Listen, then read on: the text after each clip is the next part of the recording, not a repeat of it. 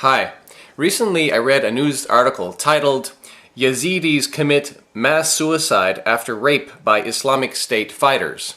The article said, quote, "The Yazidi religion is indigenous to Kurdistan, and Yazidis themselves are ethnically Kurdish, but unlike many other Kurds, they largely avoided intermarriage with surrounding Arab tribes, and thus many of them maintained a strikingly fair Aryan complexion, with blonde hair and blue eyes. By raping their women, Islamic State fighters complement the slaughter and forced conversions of the Yazidis by impregnating them and breaking their bloodline, according to one leading Kurdish activist." This article was further validated by the release of a video showing Islamic State fighters bragging about the capturing, buying, and selling of the blonde-haired, blue-eyed Yazidi women of northern Iraq. In the beginning of that video, you see one Islamic State fighter speaking about his female slave market by saying, quote, "Al-yom suq al-sabaya, al-yom suq ma malakat aymanukum," meaning, today is the female slave market day. Today is the market of what your right hands possess. And of course he is referring to a Quranic teaching here, as the Quran calls female slaves, quote, "those whom your right hands possess." See Quran chapter 4, verse 24. Also in this video, the Islamic State fighter says, "The price depends. If she has blue eyes, it will be different." Now we must ask ourselves, does this obsession and sexual desire to capture and enslave blonde-haired, blue-eyed non-Muslim women have any basis in the teachings of the Quran and Muhammad? I will answer this question by starting with the Quran. In chapter 9, verse 49, we read, وَمِنْهُمْ مَنْ يَقُولُ أْذَنْ لِي وَلَا تَفْتِنِّي أَلَا فِي الْفِتْنَةِ سَقَطُوا وَإِنَّ جَهَنَّمَ لَمُحِيطَةٌ بِالْكَافِرِينَ, which translates as, "And among them is he who says, 'Grant me leave,' meaning to be exempted from jihad, and put me not into trial. Surely they have fallen into trial, and verily hell is surrounding the disbelievers."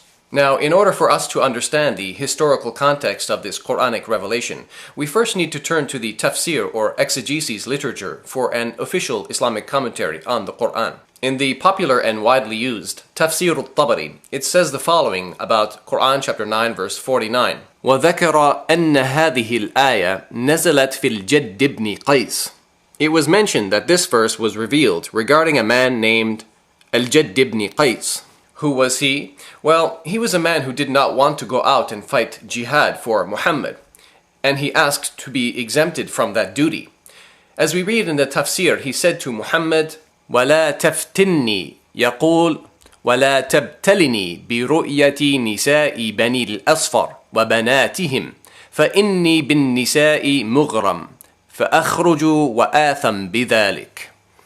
Draw me not into trial. This means, do not trouble me with the sight of the women of Al-Asfar and their daughters, for I am tempted by women, for I fear that I might go out and commit a sin because of that. Al-Asfar in Arabic means the color yellow, but here in this context it means blonde women. So why did this man named Al-Jadd react to Muhammad that way?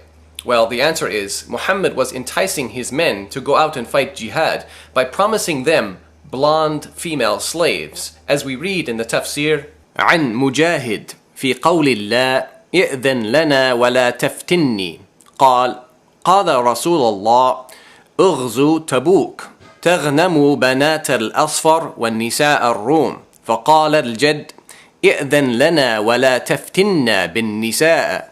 It was narrated by Mujahid regarding Allah saying, quote, "Grant me exemption and draw me not into trial," that the messenger of Allah, meaning Muhammad, said, "Invade Tabuk, and your spoils will be the daughters of Al-Asfar," meaning the blonde people, "and the women of Rome." So Al-Jadd replied, "Grant us exemption and draw us not into trial with women." So finally, we see here in the commentary of At-Tabari that the Quran chapter 9 verse 49 is really about Muhammad enticing his men to fight jihad by promising them blonde female slaves. And according to Al-Jadd, Muhammad's enticing was leading him towards temptation to sin. So, if you're a Muslim or if you're thinking of converting to Islam, I would like to ask you, do you think that Muhammad's enticement is acceptable? Look, you can claim that the Islamic State does not represent true Islam, and you can dismiss and ignore any Islamic State fighter who refers to white women like they are objects for sale. But can you dismiss and ignore Muhammad, who, according to the Islamic sources, also spoke about these women in a similar fashion? Thank you for watching.